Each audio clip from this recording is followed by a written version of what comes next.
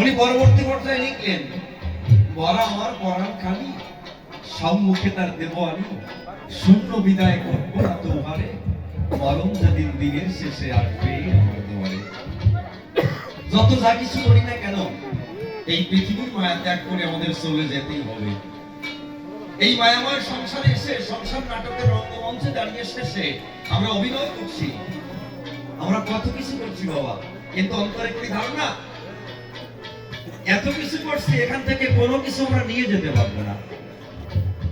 দোতলা বাড়ি করেছি, এসি গাড়ি কিনেছি, জায়গা জমি কিনেছি, অন্তরে করি ধারণা, কিন্তু যাবার লগন যখন এসে যাবে আমরা কোনো কিছু নিয়ে যেতে পারবো না, আমাদের সঙ্গে কোনো কিছু যাবে না। আমরা শূন্য হাতে এসেছিলাম, শূন্য হাতে চলে যাব, তবে না।